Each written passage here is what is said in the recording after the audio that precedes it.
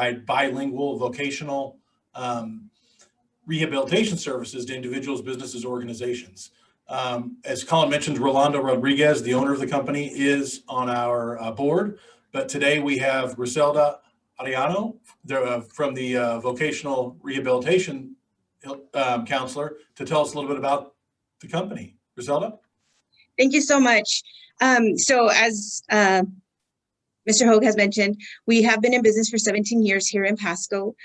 We are a bilingual vocational services company that third-party contracts with the Washington State Department of Labor and Industries. We were also the first bilingual driving school here in the state of Washington. I believe there are only 2 of us now, as far as Spanish speaking. And then we do also offer educational services and behavioral health services. So we do cognitive testing and test of achievement as well. We want to thank everyone for attending today's luncheon. And we are also participating or partnering with Washington State University as well as the Pasco Chamber of Commerce with our research project, which is through the SHIP grant process. So it's the Latino to Return to Work. It's a preliminary study. So we are on the last rounds of our surveys. We were tasked with completing 100 of those. So we are about 93 today. So we have 7 left of those. And then we are in the process of completing our interviews as well with injured workers here in Franklin County. Does anyone have any questions regarding the preliminary study or are aware of what we're doing?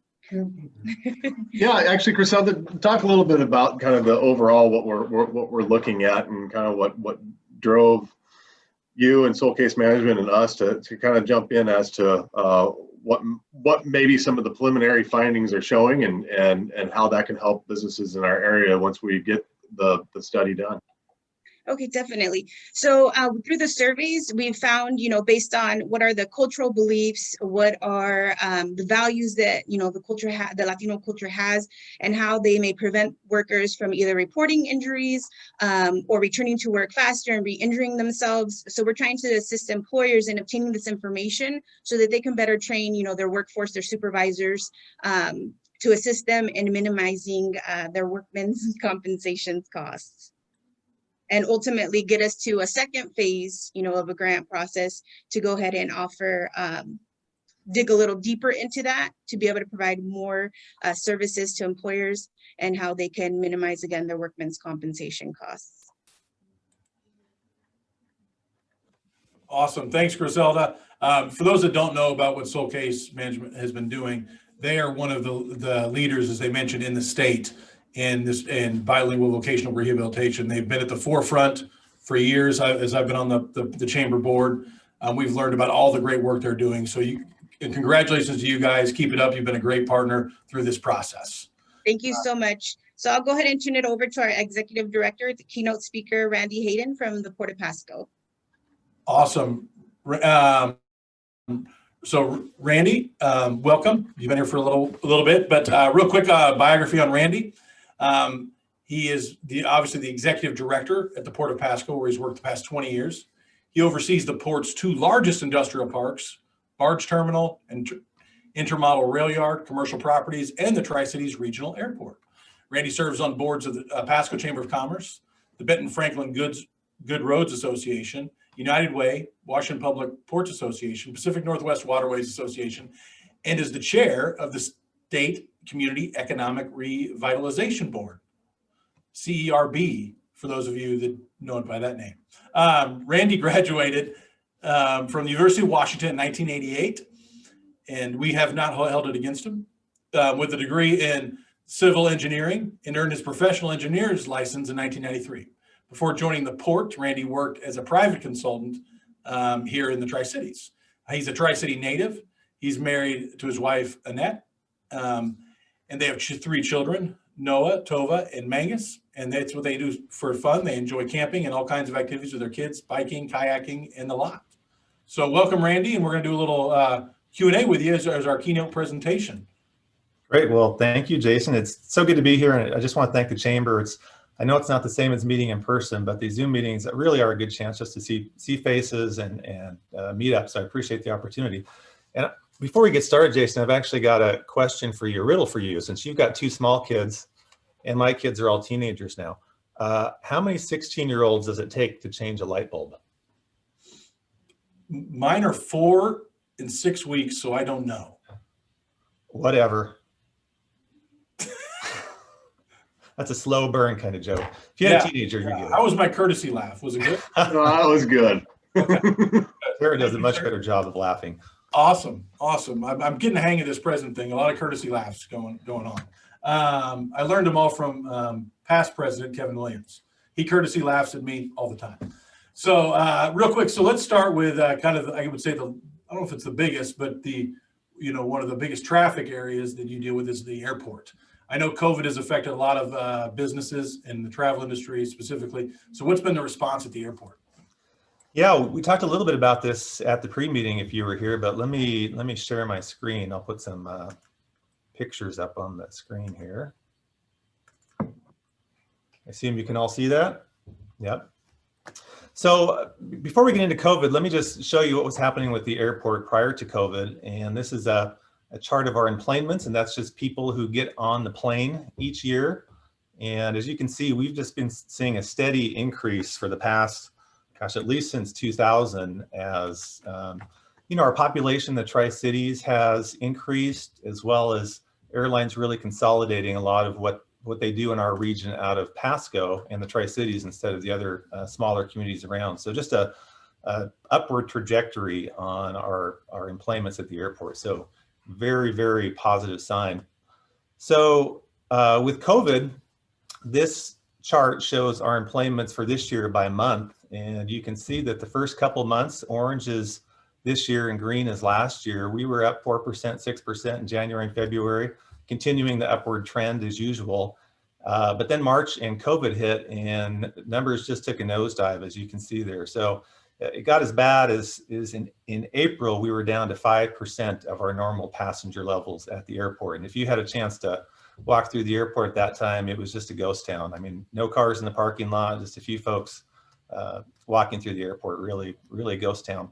It's been on a slow upward trajectory since then as airlines have restored some flights. People get a little bit more agreeable to flying again. So right now we're kind of plateaued at about 40% of our normal numbers the last 3 months. So that's something, and we're not unique. This is a trend that's you're seeing all across the world, really, as far as airline travel goes. So we're hoping that as COVID gets behind us, vaccines are developed, that we will continue to get more passengers through the Tri-Cities Airport. So what that has done for our flights out of the airport, this is a map that shows all of our direct flights, quite a few destinations that we have, and we still have almost all the flights that you see here on the screen, Seattle, Denver, Minneapolis, Salt Lake, the big ones. What we don't have through COVID is San Francisco. That flight went away and has not come back yet. We're hopeful that will come back next spring as our passenger levels go up. And then we were anxiously awaiting our new direct flight to Chicago, but that was not scheduled to start before later this year. And with COVID, they've kind of put that on the shelf. We do see it on their schedule. If you go to United's schedule, you'll see that in December, but it's kind of been a rolling target. So really optimistically, we see that coming back next year, if at all, but we'll keep our fingers crossed on Chicago. And then as we were talking about earlier, operationally, just because a lot of our revenue at the airport is driven by how many passengers we've got flying through. People pay for parking, they pay a ticket fee that comes to our airport for facility upgrades, they eat at the restaurant, and with not as many people flying, those revenues have dropped off significantly. So we have had to make some really significant cuts to our budget out there. Unfortunately, had to lay off a couple of key people that we were sorry to see go. But we were really saved by a large federal grant from the Federal CARES Act. We got $6 million, and we've used that to pay off that big bond that we took out to pay for the terminal expansion. So that will get us through 3 years of bond payments, and hopefully by then our passenger numbers are increasing. So, moving outside of the airport itself, things are going quite well. We have a business park that's right next to the airport called our Airport Business Center. And that's just across from CBC on Argent, and quite a bit of activity as you've driven out there. You may have noticed, I'm sure, the new Courtyard Marriott that opened, kind of bad timing, but they opened very end of 2019 and were open for a few months, and then also have gotten hit by COVID. They're They're doing okay, but of course they're not getting nearly the number of visitors that they were hoping for. So hopefully that will come back for them. And that was A1 Hospitality. And if you haven't had a chance to go inside, I would encourage you to just go inside, look in the lobby. It's really a beautiful hotel. They've got a nice bistro there. Great place to meet somebody for breakfast or dinner and really just hang out. We also, the port just finished building a new research hangar for Battelle. So they have been located over on the east side of our airport in an old Navy hangar over there. And they got a new plane and outgrew that facility. So we built them a new research hangar there at the Airport Business Center. And they operate that for DOE to do some atmospheric research. So great to have them there. And that just opened up. And then finally, something coming down the road pretty quick here is the landing, and that will be just down the road from the hotel. A developer is going to build a flex building, and they hope to break ground on that later this year for a multi-tenant retail building, then following up next year. So lots of activity there at the airport. Yeah, it looks like it.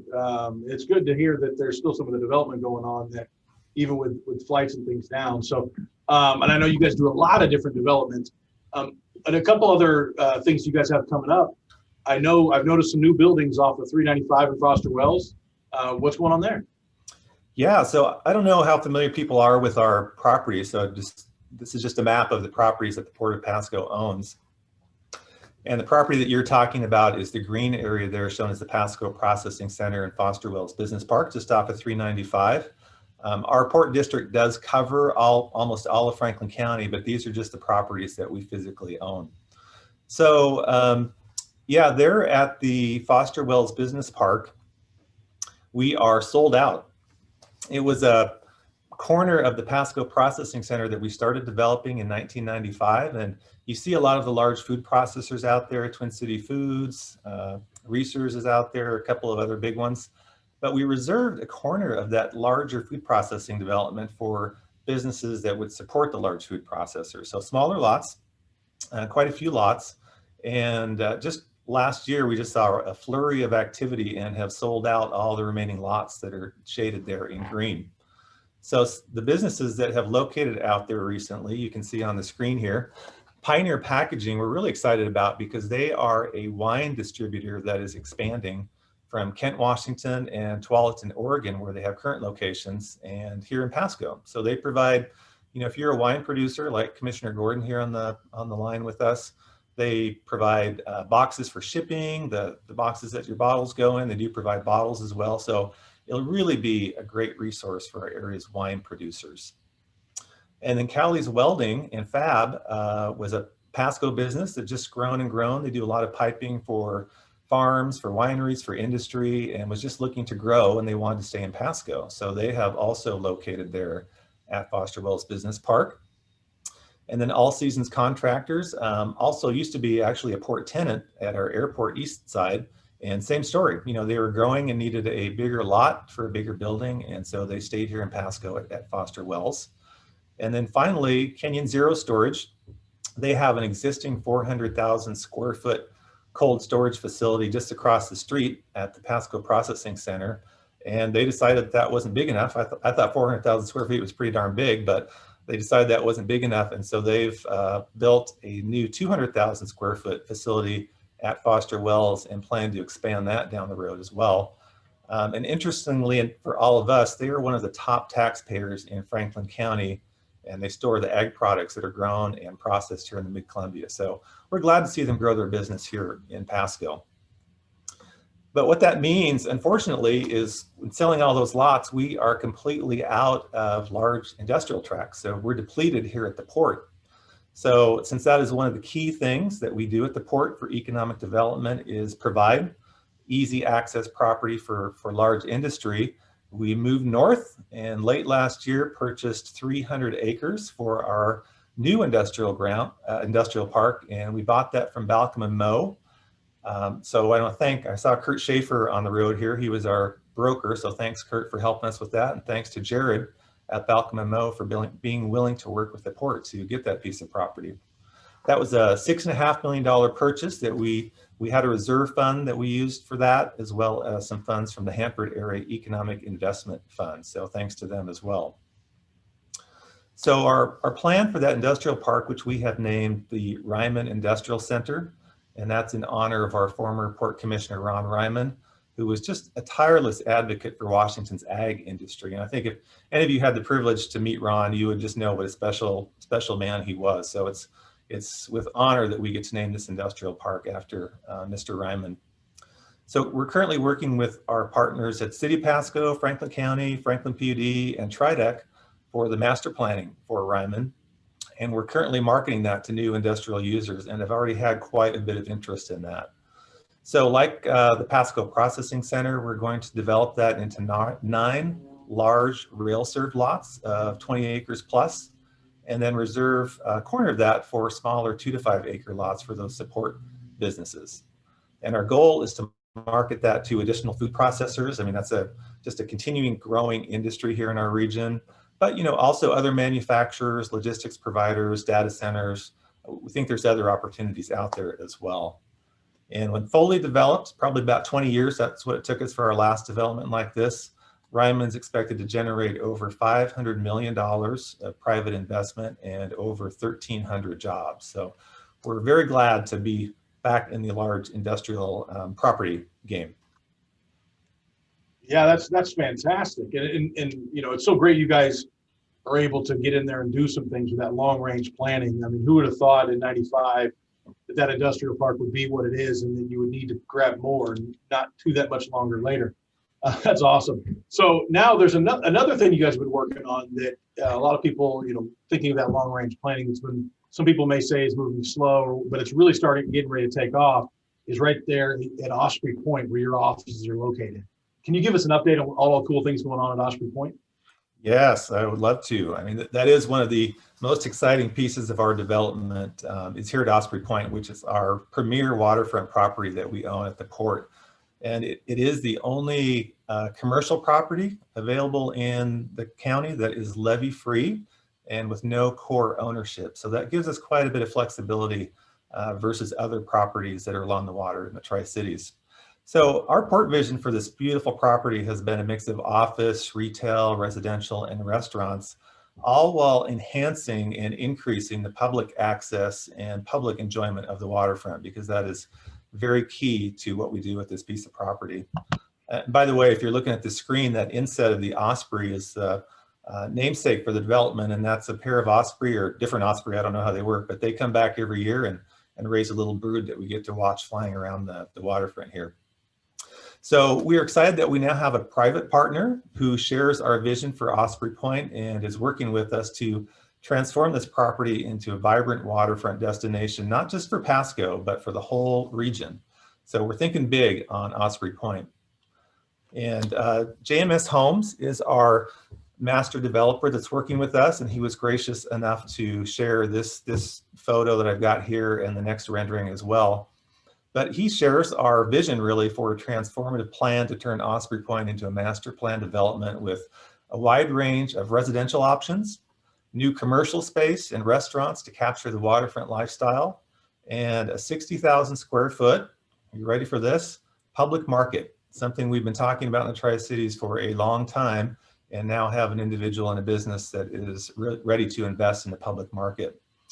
Also a waterfront hotel and an indoor-outdoor entertainment venue for concerts, theater productions, and more. So very exciting development. As far as status, we're currently working on a development agreement and master plan for the site, along with a new waterfront zoning code with the City of Pasco to bring the plans to reality.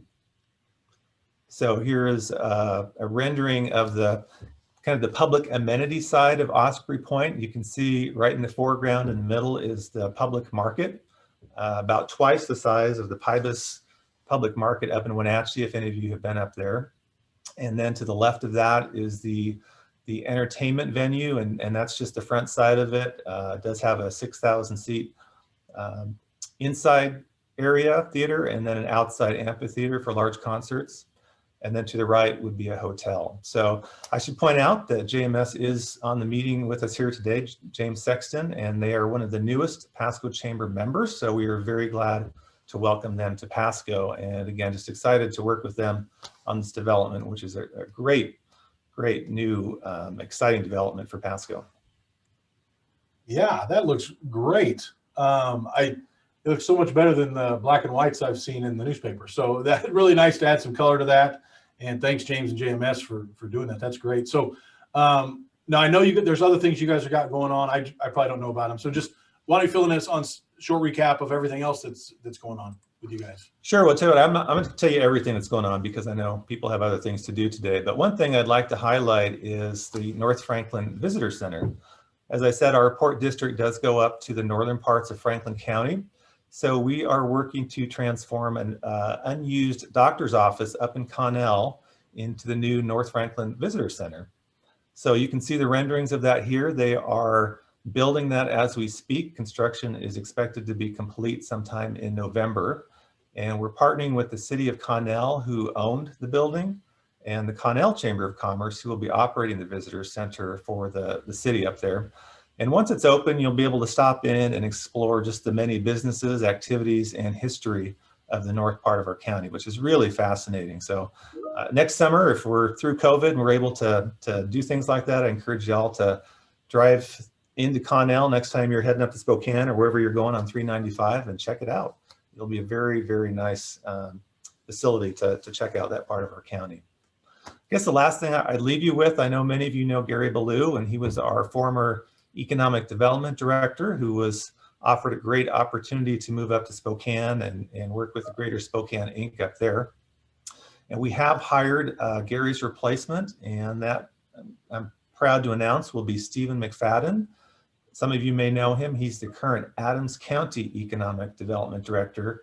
And so he will be joining us here at the Port of Pasco on November 2nd. And I look forward to introducing him to all of you at our next Pasco Chamber meeting. Awesome. Thanks, Randy. Thanks so much for the, for giving us a highlight of what's going on, exciting things going on at the port, especially for on the business side with the growth that you guys are able to. I'm really excited. So that kind of brings our meeting to an end real quick. I'll throw it to Colin here in a second, but just want to give everybody a heads up. Normally we do our meetings on the second Monday of every single month. But so for those of you that are going to your Outlook and just do a regular occurrence, you need to adjust it for next month. It's going to be on November 16th, which is the third Monday. And that's because here at the Pasco Chamber, we don't do anything without our fearless leader, and he will not be here. So we are readjusting the date because Colin will be out of town.